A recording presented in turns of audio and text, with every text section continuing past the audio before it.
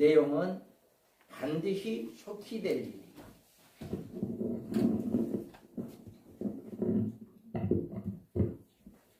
반드시 속히 될 일이다. 계시록 22장 7절에 보라 내가 속히 오리니 이 책의 예언의 말씀을 지키는 자가 복이 있으리라 하시니라. 아멘. 마태복음 24장 44절 이러므로 너희도 예비하고 있으라 생각하지 할 때 인자가 오리라. 아멘. 신앙생활의 목적은 신부단장을 하는 데 있으므로 주의 재림을 맞이할 것을 최대의 소망으로 하기 위해서 주의 재림을 속히 될 일이라고 이렇게 말하고 있습니다. 그 다음에 그 종들에게 보냈다. 계시를 받을 자는 누구냐? 누구는 바로 그 종들이다. 그 종들이다라고 이야기해요. 여기에서 계시를 받을 자. 그래서 주님은 사도 요한을 종이라고 하셨고 또 사도 요한을 통해서 다른 종들에게 보내게 하기 위해서 요한계시록을 알게 하신 것이다. 여기서 말씀한 그 종들을 무천년설에서는 만인 제사장설에 의해 모든 성도라고 주장합니다. 16세기 루터의 만인 제사장의 설로 해석하고 있습니다. 그 종들이란 일반 성도들을 칭하지 않는다는 것입니다. 구약에서 면면이 내려오는 여호와의 종들, 기름 부음 받고 하나님의 말씀을 증명하는 예언자, 제사장, 사사와 왕들과 같은 구별되고 거룩하게 된 종들을 의미하고 있다. 그래서 요한과 같이 하나님의 명령을 받아 수행하는 기름 부음 받은 하나님의 종들을 가르치는 것이다. 여기는 모든 성도가 아니다라고 하는 것을 이야기합니다. 마지막 때 교회는 주님이 재림할 때 세상의 종말이 가서 크게 둘로 교회가 나눠집니다. 그래서 하나는 진리의 선 교회의 촛대 교회가 됩니다. 그 촛대 교회를 맡아서 그 교회를 책임지고 있는 그 종들이 바로 지혜롭고 충성된 종들이다. 그리고 하나는 음녀교회다. 그 음녀교회는 악한 종들이 맡아서 음녀들, 즉 이제 짐승의 도움을 받는, 짐승에게 이렇게 도와주는 그런 교회들이 된다라고 합니다. 그래서 지혜롭고 충성된 종과 악하고 게으른 종으로 인류 마지막에 나누어진다라고 하는 것입니다. 그래서 충성되고 지혜로운 종은 바로 마태복음 25장에서 24장에서 나옵니다. 지혜롭고 충성되고 지혜 있는 종이 되어 주인에게 그 집사람들을 맡아 때를 따라 양식을 나눠줄 자가 누구냐? 주인이 올 때 그 종이 이렇게 하는 것을 보면 그 종이 복이 있으리로다. 아멘. 이와 같이 주인이 때를 따라 양식을 나눠주는 종들이 바로 지혜롭고 충성된 종이다 라고 이야기합니다. 그래서 영원한 복음으로 하나님을 두려워하며 영광을 돌리고 심판의 시간이 이르렀으므로 하나님을 경배하고 복음을 외치게 하는 이런 마지막 때의 성도들을 일깨우는 그런 종들이 바로 지혜롭고 충성된 종이다. 그래서 그 종들에게는 복이 있다라고 이야기합니다. 그래서 그들에게는 첫째 부활에 순교자들이 되었을 때 그들은 왕노릇하게 되어지는 이런 복을 받게 되어진다라고 하는 것을 이야기하고 있습니다. 그 다음에 그 종들 중에는 악한 종은 심판이 있게 되어진다라고 하는 것을 이야기하고 있습니다. 그래서 마태복음 24장 48절에서 51절에 보면 만일 그 악한 종이 마음에 생각하기를 주인이 드디어 오리라 하여 동료들을 때리며 술 친구들과 더불어 먹고 마시게 되면 생각하지 않는 날 알지 못하는 시각에 그 종의 주인이 이르러 어미 때리고 예시하는 자가 받는 벌에 처하리니 거기서 슬피 울며 이를 갈리라. 아멘. 이와 같이 악한 종은 심판이 있게 되어진다 라고 하는 것을 이야기하고 있습니다. 마지막 때에 지혜롭고 충성된 종이 각각 상과 벌을 받게 되고, 악한 종은 바로 주님으로부터 책망을 받게 되어지는 이런 일들이 있게 됩니다. 그래서 우리 밤중설의 사역회 모든 회원은 안건을 가지고 들어가는 축복이 있는 정말 지혜롭고 충성된 종들이 되기를 소원합니다. 늘 우리가 늘 주님의 종으로서 우리가 지혜롭고 충성된 종들이 되기를 소망하며 늘 그렇게 우리가 믿음을 지켜나가는, 또 성도들을 잘 양육하는 이런 역사가 있기 바랍니다. 그 다음에 우리가 계시록은 계시의 전달자는 누구냐? 천사다. 천사를 통해서 요한에게 이렇게 말씀을 하고 있다. 그 다음에 계시를 받은 자는 누구냐? 사도 요한을 이야기하고 있고요. 그래서 계시를 보낼 곳은 누구냐? 어디냐? 7교회다. 그래서 너 보는 것을 책에 써서 에베소, 서머나, 버가모, 두아디라, 사대, 빌라델피아, 라오디게아 7교회에 보내라. 주님의 때까지 모든 교회들에게 해당됩니다. 그래서 이 아시아 7교회는 그때 당시에 아시아 7교회뿐만 아니라 주님 오시는 그날까지 이 세계에 모든 존재한 모든 교회들에 이루어진다라고 하는 것을 이야기하고 있습니다.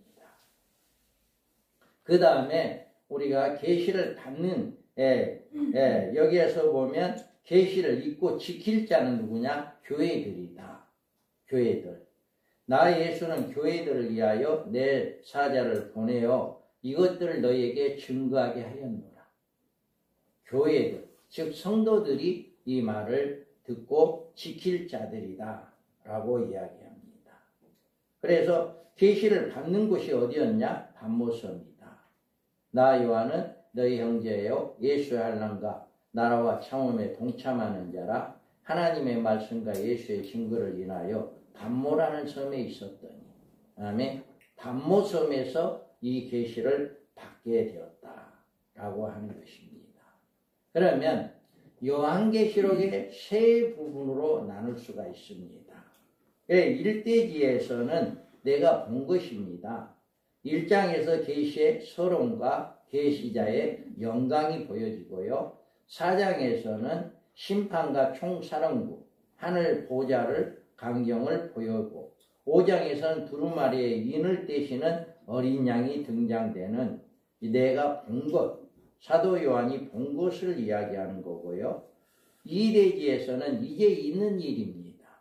이제 있는 일은 6장에서부터 2장에서 3장 모든 아시아 7교회뿐만 아니라 모든 시대의 교회들에게 주시는 하나님의 경종과 권고와 교훈의 메시지다. 모든 교회들이 이 메시지를 듣고 우리가 말씀대로 순종하는 그런 교회들은 칭찬을 받을 것이고, 그렇지 않는 교회는 아시아 7교회 중에 칭찬받은 교회가 있었고 책망받은 교회가 있듯이 마지막 때에도 이와 같이 칭찬과 책망이 있게 된다라고 하는 것을 이야기합니다. 그 다음에 제3대지로서는 장차될 일입니다. 장차될 일은 6장에서부터 22장까지인데 7년 한란부터 주님 재림, 천년왕국, 신보자 심판, 변화와 부활을 거쳐 새 예루살렘에 이르기까지 모든 사건을 총망라한 종말계시다. 이렇게 3대지로 나누어서 내가 본 것, 또 이제 있는 일, 앞으로 장차될 일, 이렇게 세 부분으로 나누어서 요한계시록이 기록되어 있다.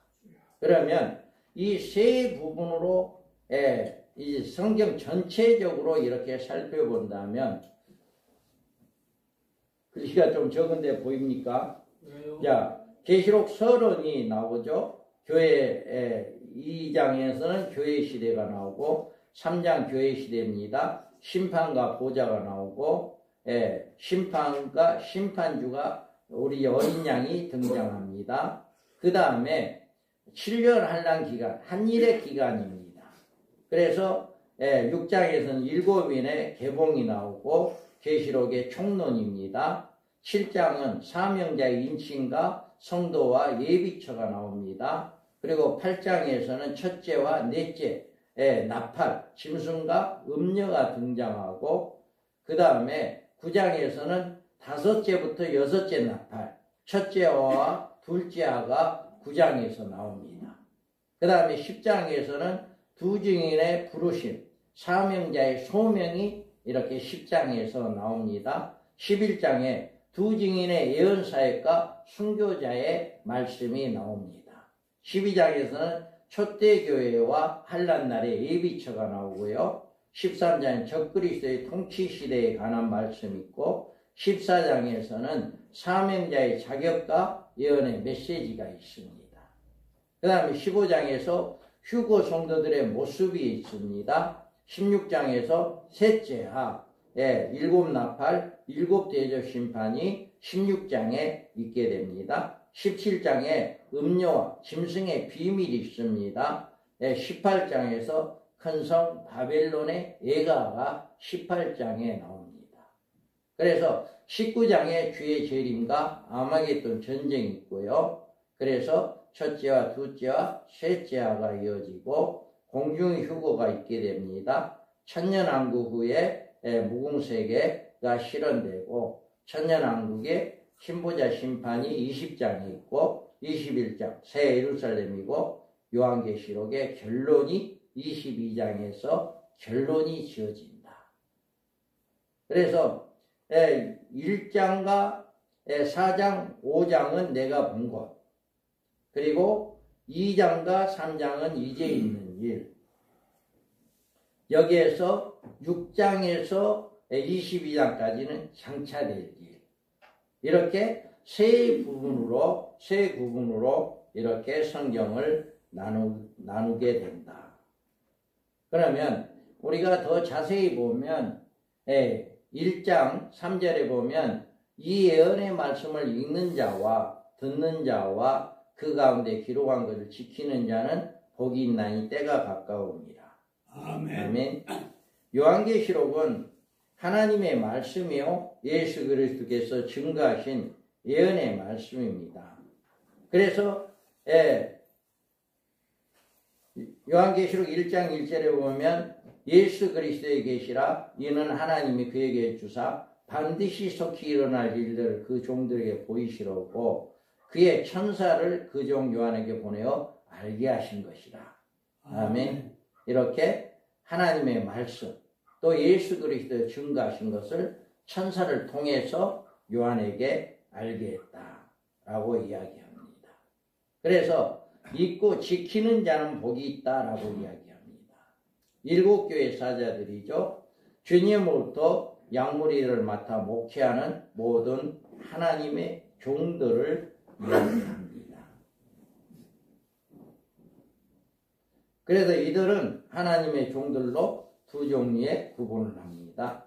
조금 전에도 제가 말씀을 드렸듯이 지혜롭고 충성된 종으로 재림의 소망을 심어주며 신무단장시키는 종들이 많은 상급이 있게 됩니다.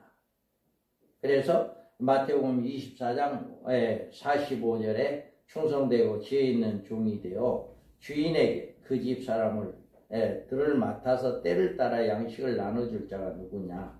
주인이 올 때 그 종들이 이렇게 하는 것을 보면 그 종이 복이 있으리라. 아멘. 마지막 때 복을 받는 종들입니다. 그리고 악하고 게으른 종은 재림에 무관심하며 세속적인 목회하는 종들에게 악한 종의 형벌에 처한다. 그러니까 지금도 주의 종들이 주님의 재림에 관해서 전혀 무관심하고 있다라고 한다면 이 성경적으로 봤을 때는 악하고 게으른 종에 들어간다. 지금도. 그래서 만일 그 악한 종이 마음에 생각하기를 주인이 더디오리라 하여 동료들을 때리며 술 친구들과 더불어 먹고 마시게 되면 생각하지 않은 날 알지 못하는 시각에 그 종의 주인이 이르러 어미 때리고 예시하는 자가 받는 벌에 처하리니 거기서 슬피 울며 이를 갈리라. 아멘. 이와 같이 악한 종은 주님의 재림에 대해서 전혀 관심이 없는 세상적인 것에만 이렇게 목회를 하는 이런 자들을 이야기하고 있다. 그래서 종말차익의 종들이 받을 복은 1260일간 예언사역을 통해서 첫째 부활의 축복, 천년왕국의 왕권을 가지게 된다. 만국의 그 빛 가운데 다니고 땅에 왕들이 자기 영광을 가지고 그리로 들어가리라. 아멘. 이때 당시에는요, 이 왕권을 가지고 있는 자들은 첫째 부활자들밖에 없습니다. 어떤 누구도 왕이 되는 게 아니라 첫째 부활자들만, 이때는 천년왕국 시대이기 때문에 그 누구도 왕권이 될 수가 없어요. 그래서 첫째 부활자들에 한해서 왕권자들로 이렇게 복을 받게 됩니다. 그래서 이 예언의 말씀을 이제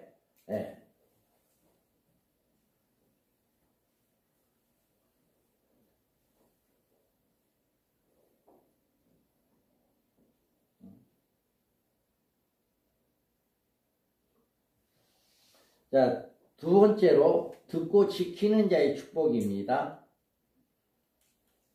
등과 기름을 준비하여 그날 예비하는 성도들이다. 신부의 단장을 하며 재림의 소망 중에 생활하는, 신앙생활하는 성도들이 하늘에 많은 상급을 받게 된다라고 하는 거예요. 그래서 재림을 맞이하는 성도들이 받는 복, 살아서 재림을 맞이하는 성도들이 받는 복은 예비처의 보호를 받습니다. 그 여자가 광야로 도망하며 거기서 1260일 동안 그를 양육하기 위하여 하나님께 예비한 곳이 있더라. 아멘.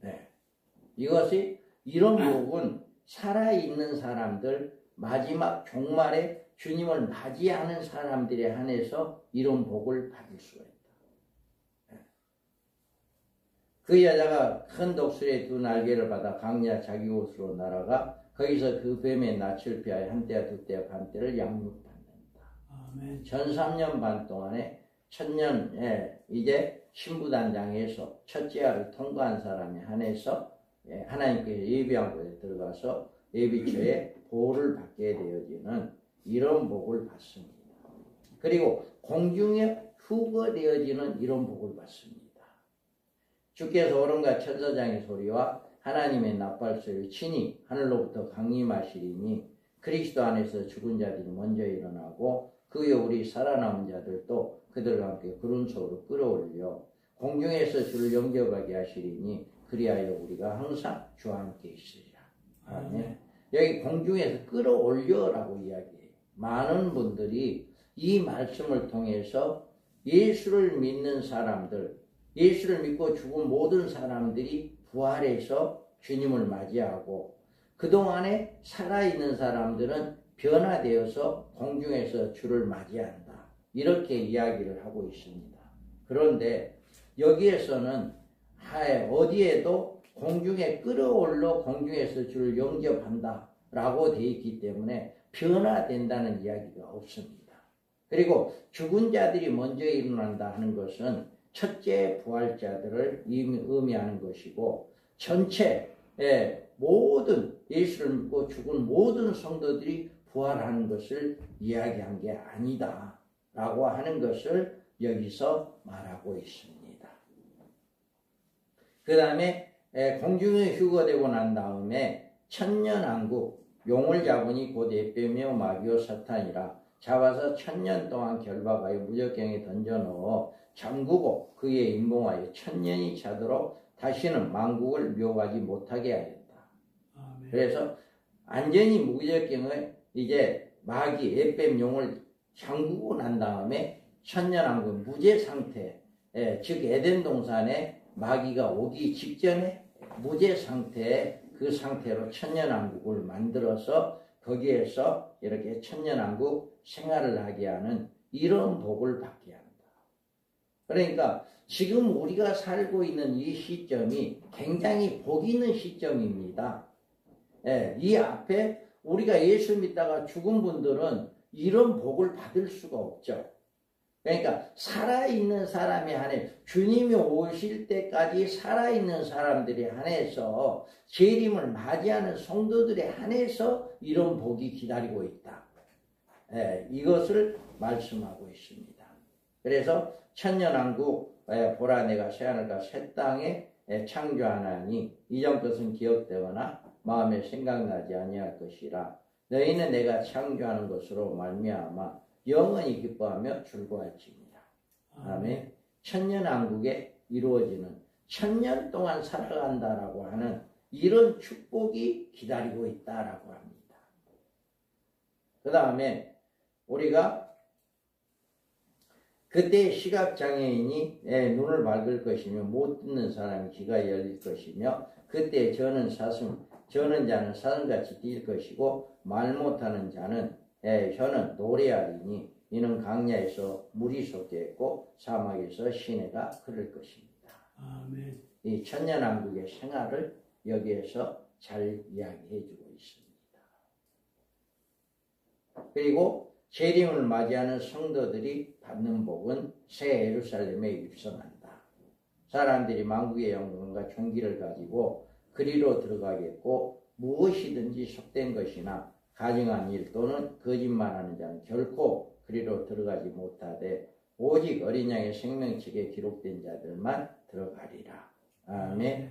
이와 같이 이런 복을 받게 된다. 말씀을 듣고 지키는 자의 복입니다.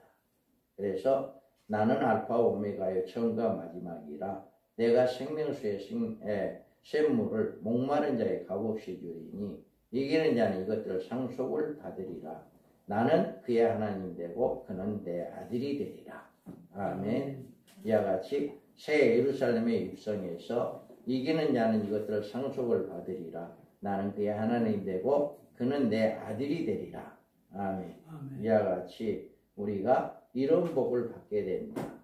그래서 만국이 그 빛 가운데로 다니고 땅의 왕들이 자기의 영광을 가지고 들어가리라. 이런 축복이 있습니다.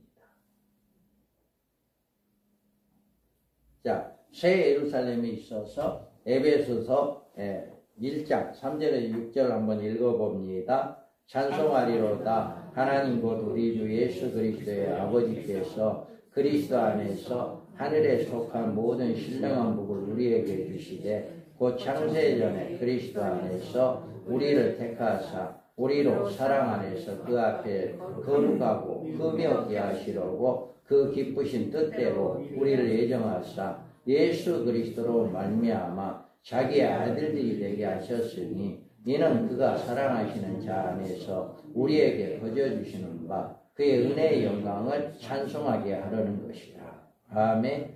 이와 같이 이런 복을 받게 된다라고 합니다. 자, 완성된 하나님의 나라 새 예루살렘은 하나님 나라에 섭리하시는 일로 창조의 인류의 역사가 시작되고 하나님의 나라를 이루심으로 하나님의 나라의 나라만이 존속하게 되고 우리가 하나님 나라에 들어감으로 창조의 목적을 이루게 되어진다.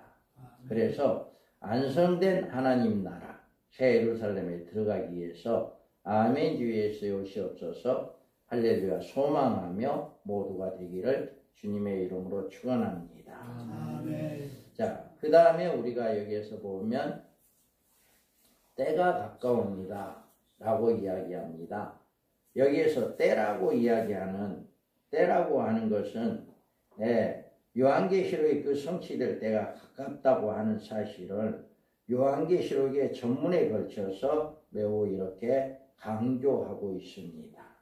그래서 이 여러 가지 이제 계시록에 보면 22장 6절에 보면 또 그가 내게 말하기를 이 말은 신실하고 참된지라 주고 선지자들이 영에 하나님이 그의 종들에게 반드시 속히 될 일을 보이시려고 그의 천사를 보내셨도다.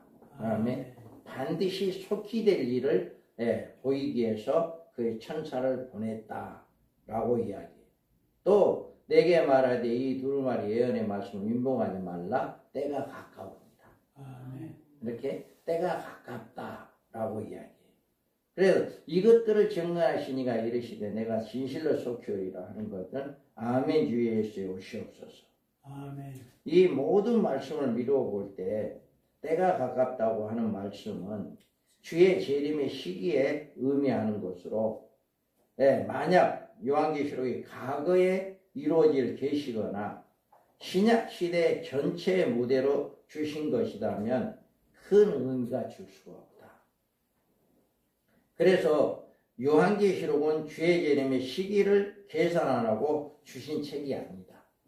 요한계시록 가지고 우리 주님이 언제 온다고 그 시기를 계산하는 그래서는 안 돼요. 그게 잘못된 거죠. 그리고 우리가 살아가는 이 시기가 주님이 오실 그때인 줄 알고 말씀을 읽고 말씀을 듣고 지키라고 주신 책이다. 주님은 언제 올지 몰라요. 우리 주님도 알지 모른다 했거든요. 그렇기 때문에 우리 주님은 언제 올지 모르기 때문에 오늘이라도 주님이 온다면 나는 주님을 맞이할 수 있겠느냐. 이런 신앙, 이런 믿음, 이런 신앙을 성도들에게 양육시키는 이런 믿음이 되어야 한다. 이것이 때가 가깝다라고 하는 것을 이야기하는 거죠. 그래서 때가 가깝다 하는 진의에 대해서는 때가 가깝다고 하신 말씀은 요한이 이 계시를 받는 그 시대의 배경으로 말씀하신 것이 아니고 만약 그렇다면 예수님은 벌써 재림해야 한다. 이 때가 가깝다고 하는 진의는 그 요한이 이 계시를 받은 그때가 아니다라고 하는 거죠. 그래서 여기에서 보면 마태복음에 보면 그러므로 깨어있으라. 어느 날에 너희 주가 임할는지 너희가 알지 못합니다. 너희도 아는 바니 만일 집주인이 도둑이 어느 시각에 올 줄을 알았더라면 깨어있어 그 집을 뚫지 못하게 하였으리라. 이러므로 너희도 준비하고 있으라. 생각지 않을 때 인자가 오리라. 아멘. 늘 우리는 깨어있는 자들이 되어서 오늘이라도 주님이 오신다고 한다면 우리는 그 주님을 맞이할 수 있는 그 믿음의 삶이 되어야 한다라고 하는 거예요. 아멘. 그래서 36절에 그러나 그날과 그때는 아무도 모르나니 하늘의 천사도 아들도 모르고 오직 아버지만 아시느니라. 아멘. 또 주님께서는 번개가 하늘 아래 이쪽에서 번쩍이어 하늘 아래 저쪽까지 비친 같이 인자도 자기 날에 그러하리라. 아멘. 우리 주님이 오실 때 순식간에 이렇게 오시게 된다라고 하는 것을 이렇게 말씀을 하고 있습니다. 그래서 우리는 늘 주님이 언제 올지는 모르지만 우리는 늘 주님이 오기를 소망하고 그 주님이 오는 소망하는 성도들로 양육하는 그런 일에 우리가 힘을 써야 한다. 전념하는 그런 삶을 살아가야 한다라고 하는 것을 이야기합니다.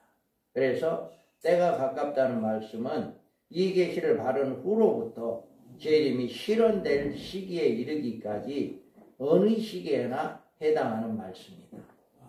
그러니까 주님이 오실 때까지 늘 때가 가까운 거예요. 늘 때가 가깝다. 이렇게 우리가 생각하고 우리가 있으면 됩니다. 그러면 때가 가깝다고 하신 이유는 뭐라 하냐? 주의 재림이 우리의 모든 소망을 두어야 한다. 우리는 끊임없이 성결한 생활과 열매를 맺는 생활을 해야 하는데 이런 생활은 주의 재림에 소망을 두는 생활에서만 얻을 수 있는 거다. 세속에 속해 있거나 세상의 어떤 것들을 향해 달려가는 것이 아니라 늘 주님의 재림에 우리의 모든 소망을 두는 그런 믿음, 그런 신앙생활, 이런 생활을 하기 위해서 때가 가깝다라고 하는 것이다.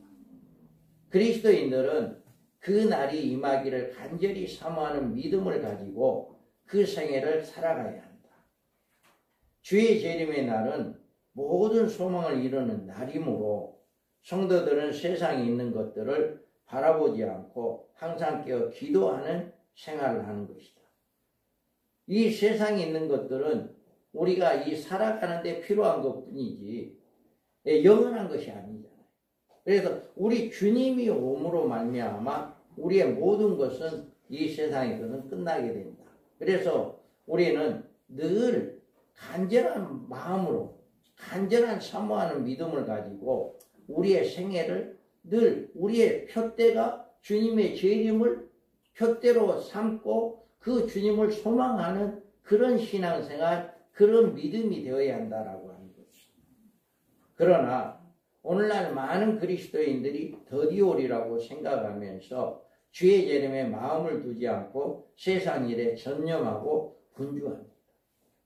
이런 믿음을 가지고 있어야 하고 이렇게 해야 하는데 많은 사람들은 왜 그러냐? 베드로후서 3장 4절 5절 읽어봅니다. 이르되 주께서 강림하신다는 약속이 어디 있느냐? 조상들이 잔으로부터 만물이 처음 창조될 때와 같이 그냥 있다 하니 이는 하늘이 예적부터 있는 것과 땅의 물에서 나와 물로 성립된 것도 하나님 말씀으로 된 것을 그들이 일부러 잊으려 합니다. 아멘.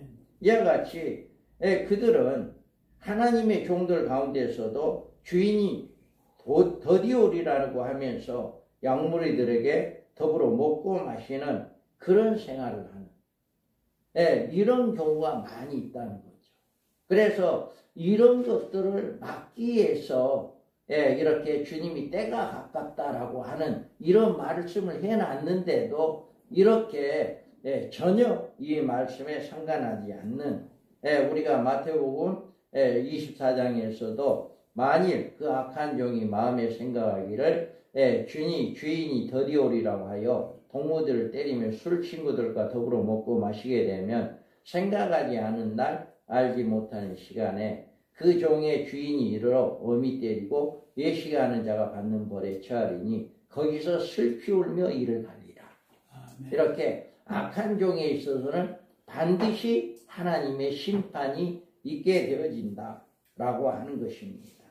그러므로 우리가 주의 재림이 우리의 신앙생의 최대의 소망으로 삼는다면 마땅히 요한계시록을 읽고 듣고 지켜 행하는 삶이 우리가 되어야 한다.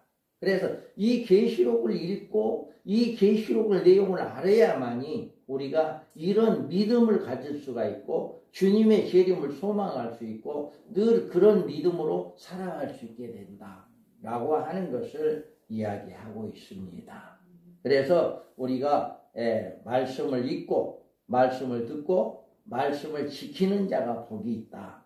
늘 때가 가깝다라고 하는 것을 우리는 늘 생각하면서 우리가 복 있는 자들이 되기를 바랍니다. 아멘. 그러므로 우리가 주의 재림을 우리 생활의 최대 소망으로 삼는 늘 주님 요한계시록을 늘 읽고 요한계시록의 내용들을 잘 이해하고 그 말씀대로 우리가 순종하고 살아가는 삶이 되어야 한다. 자, 우리가 4절에서 6절에 보면 요한의 편지에서 성부, 성자, 성령의 이름으로 아시아 7개의 사자에게 축도와 성령을 보냈다. 그래서 4절에서는 요한은 아시아에 있는 7개에 편지하노니 이제도 계시고 전에도 계셨고 장차 오실 이와 그의 보좌에 보좌 앞에 있는 7 영가라고 이야기를 했습니다. 그래서 여기에서 보면 이제도 살아계시고 전에도 살아계셔서 만물을 주관하시는 만물의 절대 주권자이신 성부 하나님의 존재를 이렇게 말씀하신다. 그리고 일곱 영이다 했잖아요. 일곱 영이란 일곱이라는 수는 하나님의 최종적인 안식의 숫자입니다. 그래서 하나님의 일곱 영은 하나님의 영으로서 곧 성령을 의미하며 이 성령은 성령에서 성부 하나님이나 성자 하나님과 선제성과 거룩하심에 있어서 동일하신 분으로 또한 창조주이심으로 증거해주고 있다. 그래서 일곱 영, 성령을 이야기하고 있다. 그리고 충성된 증인이라고 했습니다. 증인은 예수 그리스도를 이야기합니다. 그래서 충성된 증인이란 칭호를 듣게 되는 일은 그가 자신을 한없이 낮추셨기 때문이다. 그래서 이렇게 충성된 증인이다 라고 이야기했어요. 그는 근본 하나님의 본체시나 하나님과 동등됨을 취할 것으로 여기지 아니하시고 오히려 자기를 비워 종의 형체를 가져 사람들과 같이 되었고 사람의 모양으로 나타났으니 아멘. 이와 같이 말씀합니다. 그래서 충성된 증인이란 예수 그리스도를 나타내고 말씀하신 것이다. 그래서 충성된 증인이란 이름을 붙인 것은 그가 온전히 아버지 뜻만 따르셨기 때문이다. 우리 예수님께서 예수님은 이 땅에서 살아가시는 생애 중에서 아버지의 뜻을 이루어 드리는 일에 그의 양식으로 삼으셨다. 양식으로. 그래, 나의 양식은 나를 보내신 이의 뜻을 행하며 그의 일을 온전히 이루는 것이 이것입니다. 아멘. 우리 예수님은 아버지의 말씀을 지키는 것을 양식으로 했다. 자, 내가 아무것도 스스로 할 수 없노라. 듣는 대로 심판하노니 나는 나의 뜻대로 하려 하지 않고 나를 보내신 이의 뜻대로 하려 함으로 내 심판은 의로우니라. 아멘. 우리 예수님은 한 번도 자기 뜻대로 하지 않았다는 거예요. 모두 아버지 뜻대로 하나님 말씀대로 순종했다. 그래서 예수님은 언제나 자신의 언대로 하지 아니하시고 아버지 언대로 하시는 생활을 그의 삶의 지표로 삼았다. 이와 같이 말씀을 하고 있습니다. 그래서 충성된 증인이다 라고 하나님은 이름을 붙였습니다. 그래서 충성된 증인이 되어야 할 그리스도인의 삶입니다. 자, 우리는 예수님으로부터 세상에 보내심을 받은 사람들입니다. 아버지께서 나를 보내신 것 같이 나도 너희를 보내노라. 아멘.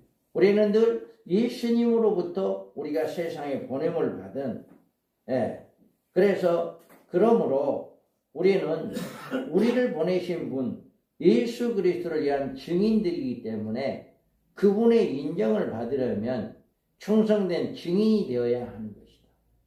우리는 늘 예수 그리스도의 증인이 되기 위해서는 누구로부터? 예수님으로부터 인정받는 자가 되어야 한다. 그래서 나 여호와가 말하노라 나는 나의 증인 나의 종으로 택함을 입었나니 그러므로 너희는 나의 증인이요 나는 하나님이라 여호와의 말씀이니라. 아멘. 그러나 이 증인은 구약적인 하나님에 대한 증인을 이야기합니다. 그런데 지금은 구약 시대에 살아가고 있는 사람들이 아니기 때문에 오직 성령이 너희에게 임하시면 너희가 권능을 받고 예루살렘과 온 유대와 사마리아 땅끝까지 이르러 내 증인이 되라. 아멘. 지금 우리는 구약 시대에는 하나님의 증인이 되었지만 신약 시대에 와서는 누구의 증인이 되어야 해요? 예수 그리스도의 증인이 되어야 해요. 아멘. 예수 그리스도. 그래서 사도행전을 보면 또 주의 증인 스데반이 피를 흘릴 때 내가 곁에 서서 찬성하고 그 죽이는 사람들이 옷을 지킨 줄을 그들도 아나이다. 아멘. 스데반 집사도 여호와의 증인으로 순교한 것이 아니고 예수 그리스도의 증인으로 순교하였습니다. 그러므로 우리도 지금 우리는 신약 시대에 살아가는 지금 우리는 누구만 증인, 누구의 증인이 되어야 해요? 예수 그리스도의 증인이 되어야 해요. 예수 그리스도의. 그래서 늘 예수 그리스도를 증인으로 우리가 살아야 한다. 그리스도의 증인으로 갖춰야 할 조건이 있어요. 조건은 너희 안에 이 마음을 품으라 곧 그리스도의 예수의 마음이니. 아멘.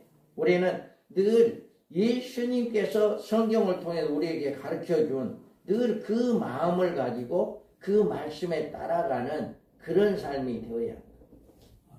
또 마태복음 11장에 보면 나는 마음이 온유하고 겸손하니 나의 멍에를 메고 내게 배우라. 그리하면 너희 마음에 힘을 얻으리라. 우리가 늘 말씀, 하나님의 말씀, 예수 그리스도의 말씀을 우리가 늘 와서 배우고 그 말씀대로 우리가 살아가는 이런 종들이 되어야 한다. 그래서 우리는 그리스도의 마음을 가지고 온유하고 겸손하고 또 그리스도의 멍에를 매지 않고 그리스도의 증인의 사명을 이룰 수 없다.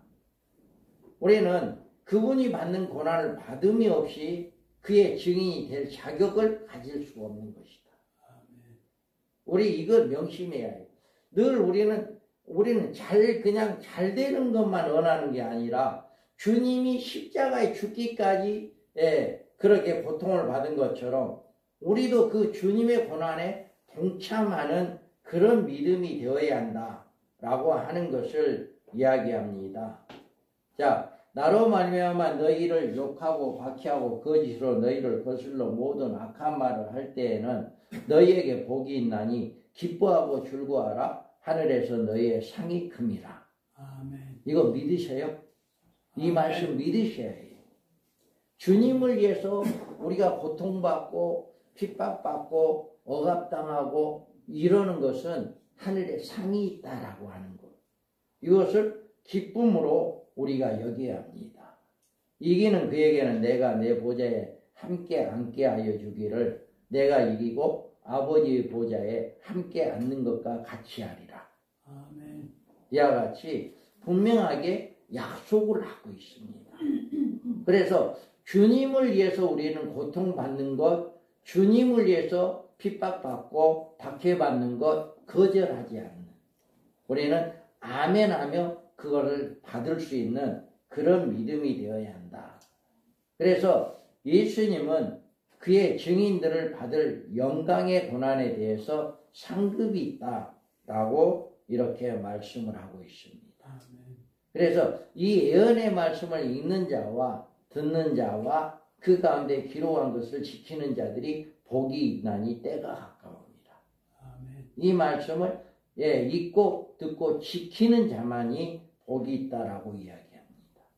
그래서 우리는 예수님의 충성된 증인으로 그 사명을 온전히 이루시어 하늘의 가장 높으신 자리에 오르신 것처럼 우리들도 주님의 신실한 종, 충성된 증인이 되어서 주님 오시는 날 그를 맞이하며 그의 놀라운 영광의 자리에 함께 앉을 수 있기를 축원합니다.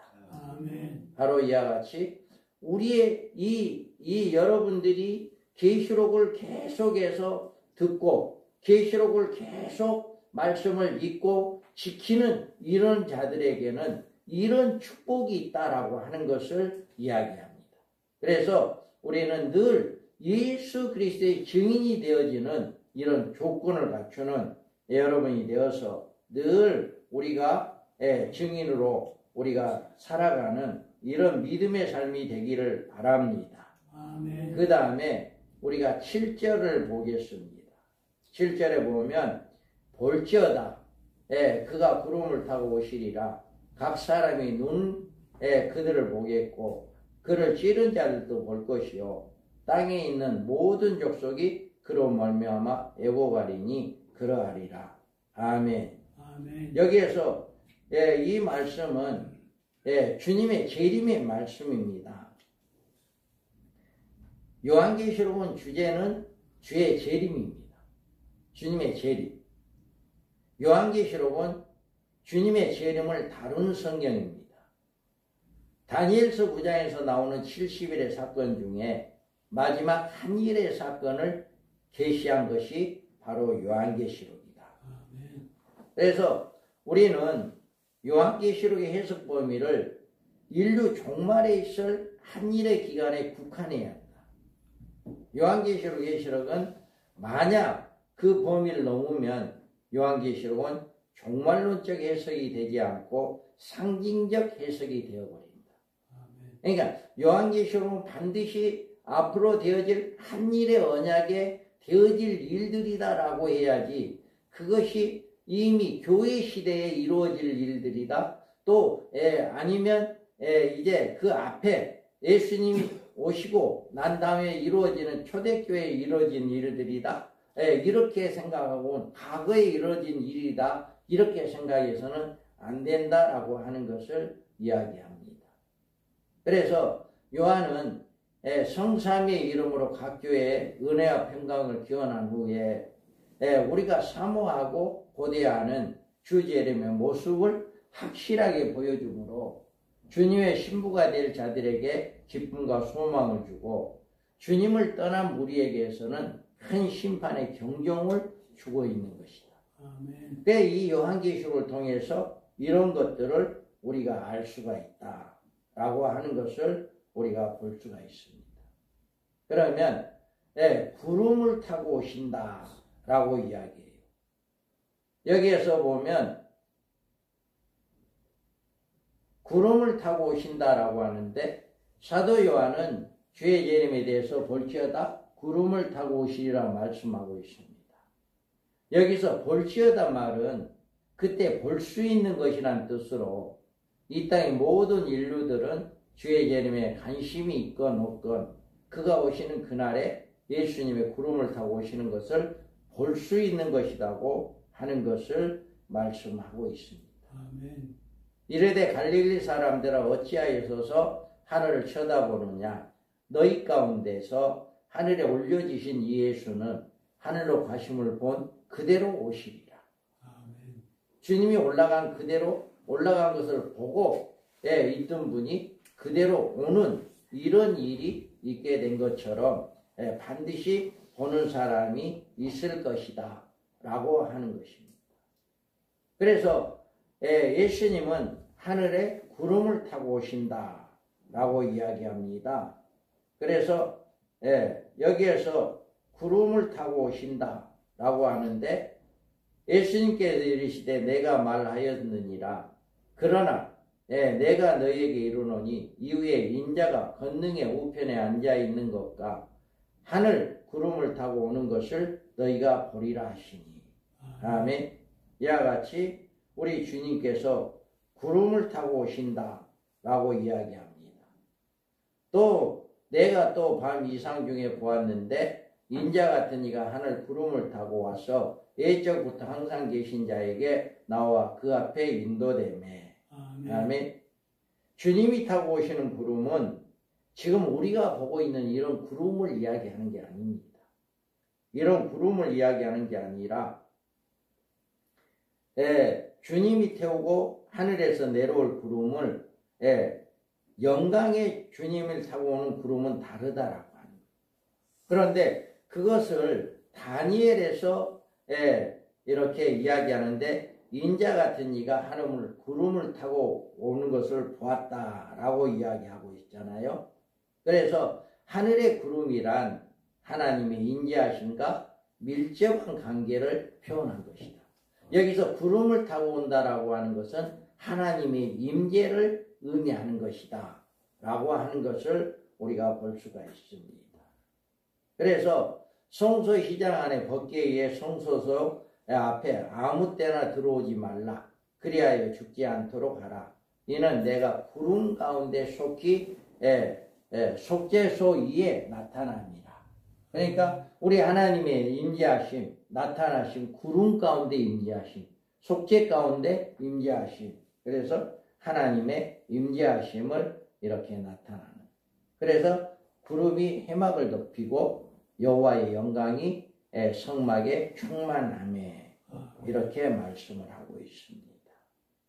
그래서 환난을 받는 너희에게 우리와 함께 안식을 갚으시는 것이 하나님의 공이시니 주 예수께서 자기의 능력을 천사들과 함께 하늘로부터 불꽃 가운데서 나타나실 때 아멘. 이와 같이 우리 주님이 나타나실 때 불꽃 가운데 나타난다 합니다.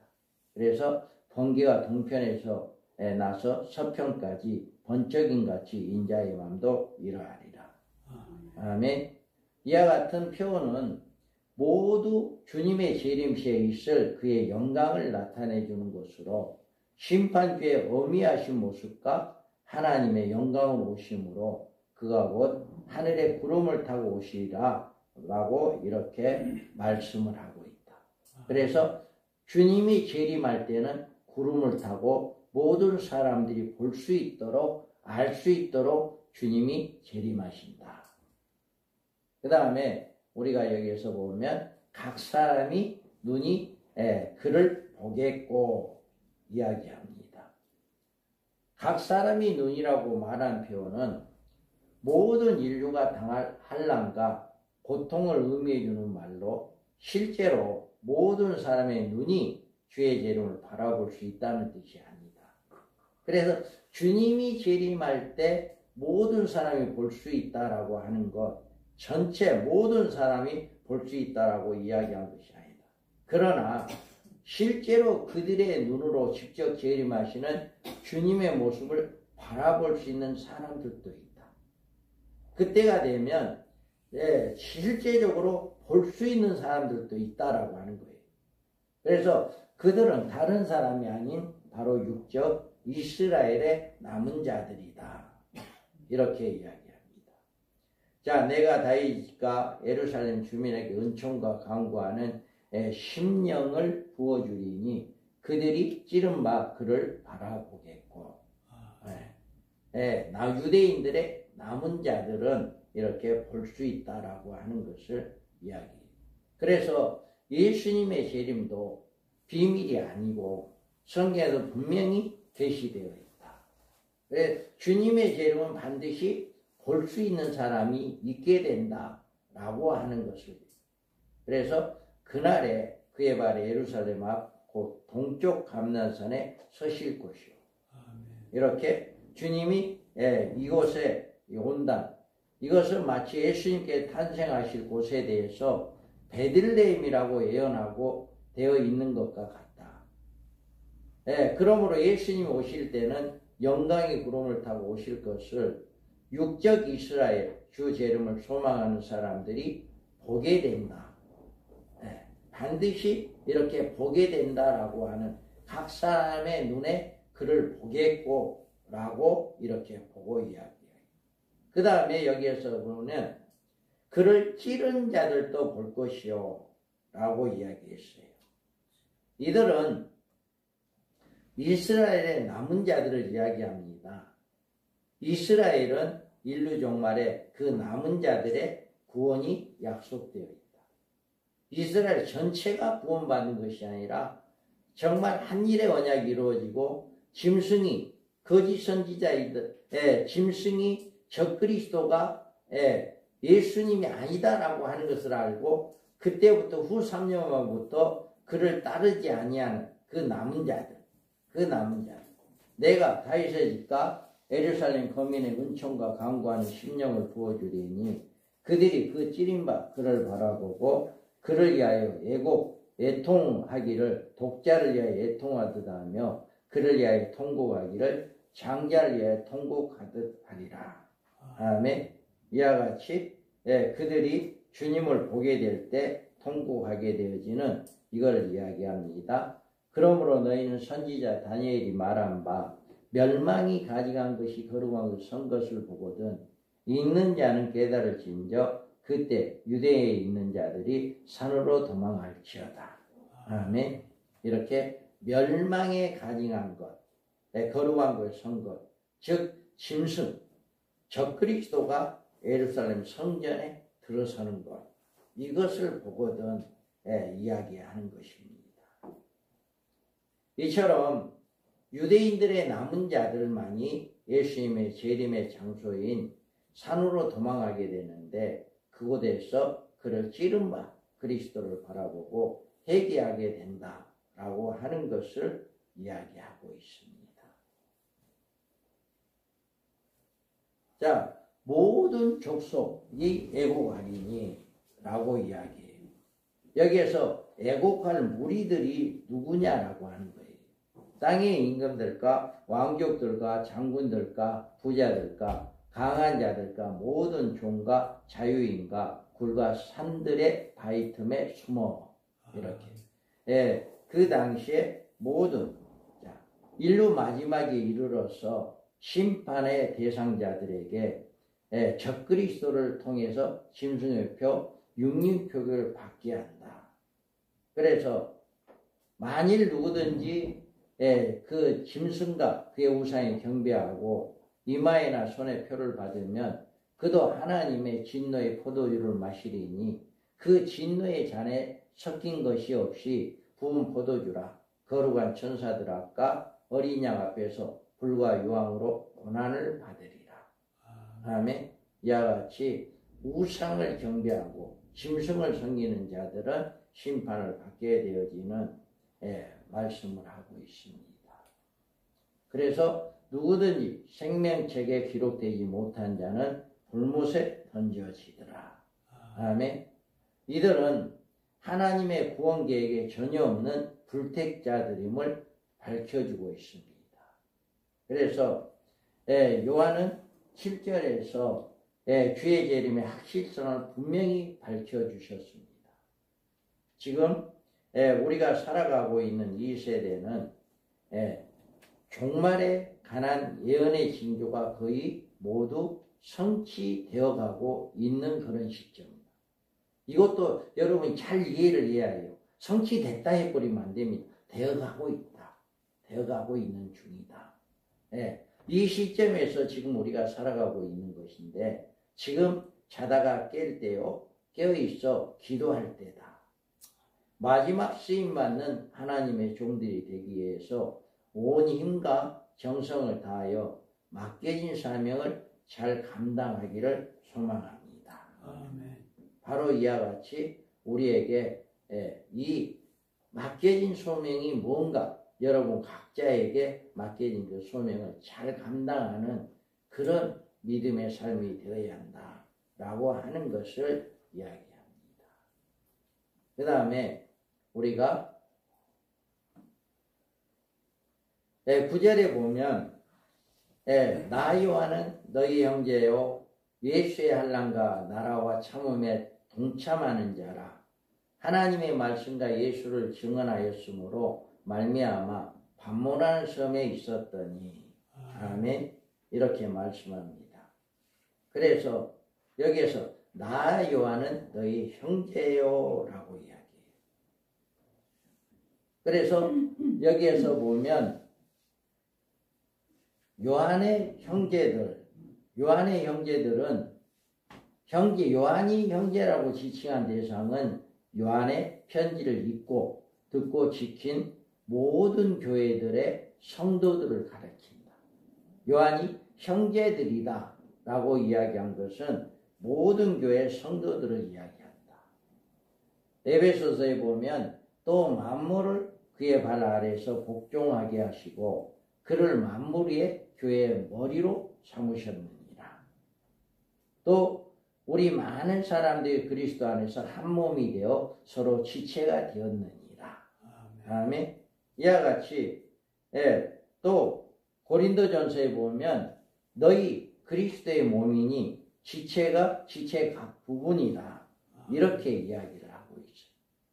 그래서 지체를 이루고 있는 모든 그리스도인들은 한 형제라고 불리는 것인데 그뿐 아니라 머리가 되신 예수님께서 그의 지체들을 형제라고 부르기를 부끄러워하지 아니하였다라고 이야기합니다.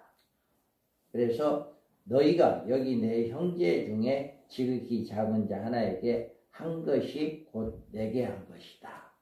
아멘. 또 거룩하게 하시는 이와 거룩하게 함을 입은 자들이 다 한 근원에서 난지라.